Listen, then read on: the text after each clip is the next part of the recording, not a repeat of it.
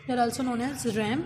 ठीक है, इनको रैम भी कहा जाता है। ये आपका थर्ड पॉइंट है कि the information stored in the primary storage is temporary, कि जो इन्फॉर्मेशन स्टोर हो रही हैं वो टेम्परेरी हैं।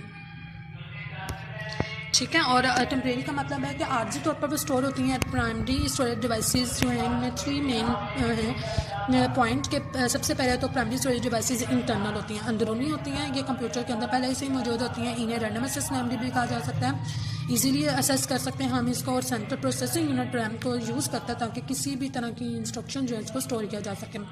इसके अलावा इसके अंदर जितना भी डाटा स्टोर होता है वो टेम्परेरी होता है। जैसे ही आप कंप्यूटर को पावर ऑफ करते हैं या टर्न ऑफ करते हैं तो आपका डाटा जो है वो इरेज हो जाता है। ठीक है, इसी तरह सेकेंडरी स्टोरेज डिवाइसेस होती हैं वो इसका उल्ट होती हैं प्राइमरी स्टोरेज डिवाइसेस का। ये सेकेंडरी स्टोरेज डिवाइसेस में जो डाटा होता है वो परमानेंट स्टोर हो सकता है, और इसे रीड ओनली मेमोरी कहते हैं कि इसमें सिर्फ डाटा को रीड किया जा सकता है। और अगर आप अपना कंप्यूटर पावर ऑफ भी करते हैं तो या अनप्लग्ड भी करते हैं तो आपका जो डाटा है वो रिमूव नहीं होता।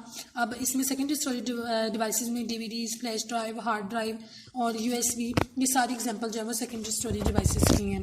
अब हम वन बाय वन अंडरलाइन कर लेते हैं कि सेकेंडरी स्टोरेज डिवाइस में जो डाटा होता है वो परमानेंट होता है। इसे रीड ओनली मेमोरी भी कहा जाता है।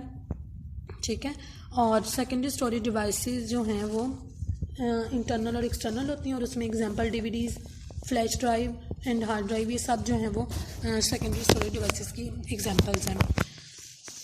इसी तरह अब हमारा अदर हार्डवेयर डिवाइसेस के प्रोसेसर, प्राइमरी स्टोरेज डिवाइसेस और सेकेंडरी स्टोरेज डिवाइसेस के अलावा अदर डिवाइसेस भी पाई जाती हैं। ठीक है, जो हार्ड ड्राइव के तौर पर हार्ड ड्राइव और भी डिवाइसेस पाई जाती हैं जिनमें सबसे जो मुश्तमिल होती हैं इनपुट और आउटपुट डिवाइसेस पर।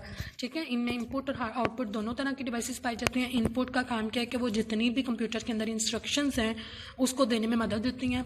इनपुट डिवाइसेस की मदद से ही हम कंप्यूटर के साथ